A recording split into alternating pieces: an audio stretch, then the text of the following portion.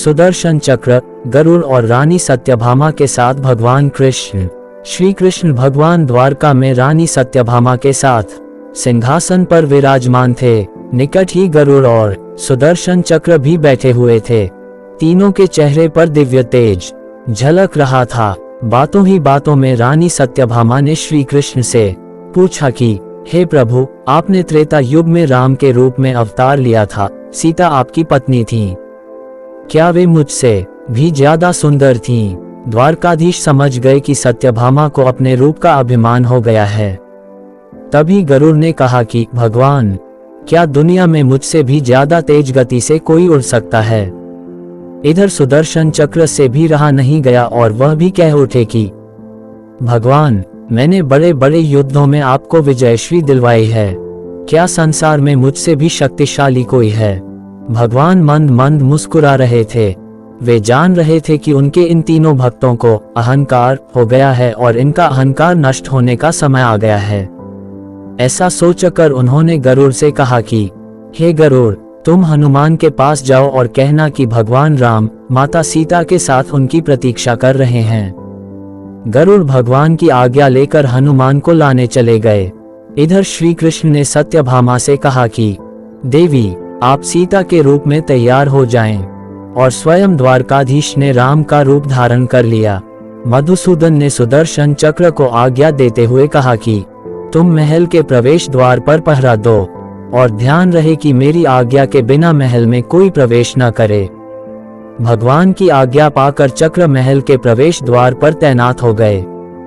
गरुड़ ने हनुमान के पास पहुंचकर कहा कि हे वानर श्रेष्ठ, भगवान राम माता सीता के साथ द्वारका में आपसे मिलने के लिए प्रतीक्षा कर रहे हैं। आप मेरे साथ चलें, मैं आपको अपनी पीठ पर बैठाकर शीघ्र ही वहां ले जाऊंगा।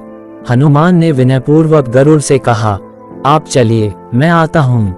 गरुड़ ने सोचा, पता नहीं ये बुरा वानर कब पहुंचेगा। खैर, मैं भगवान के पास चलता हूँ। ये सोचकर गरुड़ शीघ्रता से द्वारका की ओर उड़े। पर यह क्या, महल में पहुंचकर गरुड़ देखते हैं कि हनुमान तो उनसे पहले ही महल में प्रभु के सामने बैठे हैं। गरुड़ का सिर लज्जा से झुक गया। तभी श्री राम ने हनुमान से कहा कि पवन पुत्र, तुम बिना आज्ञा के महल में कैसे प्रवेश कर गए? क्या तुम्हें किसी ने प्रवेश द्वार पर रोका नहीं? हनुमान ने हाथ जोड़ते हुए सिर झुकाकर अपने मुंह से सुदर्शन चक्र को निकालकर प्रभु के सामने रख दिया। हनुमान ने कहा कि प्रभु, आपसे मिलने से मुझे इस चक्र ने रोका था, इसलिए इसे मुंह में रख मैं आपसे मिलने आ गया। मुझे क्षमा करें। भगवान मंद मंद मुस्कुराने लगे। हनुमान ने हाथ जोड़ते हुए श्री राम से प्रश्न किया, हे प्रभु, आज आपने माता सीता के स्थान पर किस दासी को इतना सम्मान दे दिया कि वह आपके साथ सिंहासन पर विराजमान है? अब रानी सत्यभामा के अहंकार भंग होने की बारी थी। उन्हें सुंदरता का अहंकार था जो पल भर में चूर हो गया था। रानी सत्यभामा, सुदर्शन चक्र व गरुड़, तीनों का गर्व चूर चूर हो गया था। वे भगवान की लीला समझ रहे थे। तीनों की आंख से आंसू बहने लगे और वे भगवान के चरणों में झुक गए।